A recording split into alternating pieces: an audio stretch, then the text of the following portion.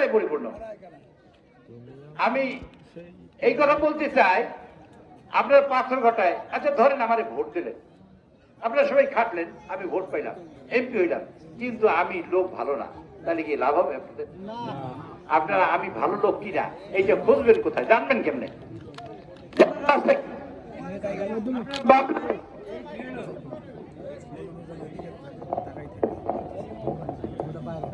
Engineer লোকে উপলব্ধি করে আবার ইঞ্জিনিয়ার পাবনা থানায়, এই বেটাকে থানায় আমি এমপি হইলাম, কিন্তু আপনাদের গম চাল চুরি করে আমি খাবো, তার লাভ আছে?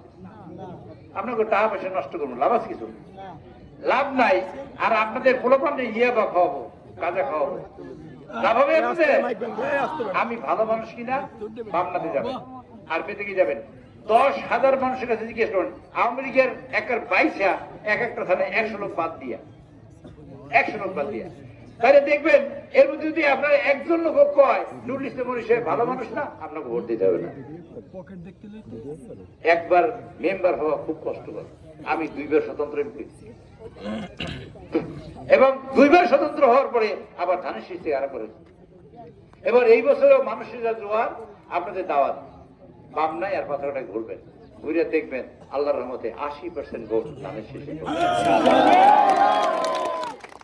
কিন্তু কিছু ইনশাল্লাহ ইনশাল্লাহ ব্রিজের কথা আমি বলবো না, কারণ ব্রিজ করার জন্য একটা বিশেষ সমীক্ষার ব্যাপার আছে, এবং সেই ব্রিজে গভর্নমেন্টের রেভিনিউ কতটুকু আসবে সেটা না দেখে আমি যদি বলি ব্রিজ দিব, এটা হলে কলেজ করবো, এই না কলেজ করবো, শৈশবী কলেজ চান আমরা করে দেবো।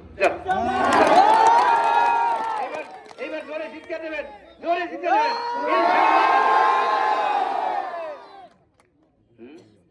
ঠিক আছে, আপনারা সেই খারাপ লোক কিনা জানবেন ওখান থেকে। আমি চোর কিনা, আমি গুন্ডা কিনা, আমি মিথ্যাবাদী কিনা, আমি ধোকাবাজ কিনা, আমি আপনাদের প্রতারণা করি কিনা, আমি আপনাদের কোনো সম্পদ নেই। আমি প্রথমে এমপি হওয়ার পরে, স্বতন্ত্র এমপি হওয়ার পরে সবাই নমিনেশন দেওয়ার জন্য ঢাকায় গেছে, আমি আসি জাইলাদের কাছে, মাসুদের কাছে, কৃষকের কাছে। কারণ কৃষকের তো গরিব, গরিবদের কিন্তু কোনো বন্ধু থাকে না, গরিবের কোনো আপন জন থাকে না। আপন ভাই ভাত খাইতে দেয় না যদি গরিব হয়, আপন ভাই দেয় না, বাপ ছেলের সম্পর্ক নষ্ট হয়ে যায় গরিবত্বের কারণে। আমি সেই গরিব মানুষের কাছে আসছি যে আমি 5 বছর ছিলাম, আমি কেমন আছি, সেই জন্য আমি তাদের নমিনেশন, তাদের টাকা দিয়ে আমি নমিনেশন করে জমা দিচ্ছি স্বতন্ত্র। তারপর আমি পোস্টার দিচ্ছি, বাংলাদেশে যে কাজটা কেউ করে না সেই কাজটা আমি করছি, আমারে ভোট দেবেন না, এই দিয়ে পোস্টার। কি বলছি? জোরে করেন।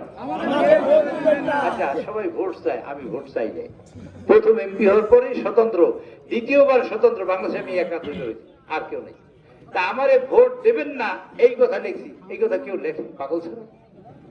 আমি পাগল হয়েছিলাম? আমি পাগল হয়েছি? পাগল হয়নি, সুস্থ মাথায় লিখছি। কেন ভোট দেবেন না? প্রথম বলছি যদি আপনাদের একটা টাকাও আমি আত্মসাৎ করে থেকে আমারে ভোট দিতে হবে না। 2 নম্বর বলছি, এই বাবারা তোমরা তো এখানে নড়াচড়া করো, তাহলে আমার চোখ থেকেও দেখি, তাহলে আমি মানুষ দিতে যদি একবার সিটকে দিয়ে থামো, সিটকে একবার, এবার থামো, বসে পড়ো, আরাম করে বসো, আরাম করে বসো, এই একটু ফাঁক ফাঁক দিয়ে বসে পড়ো।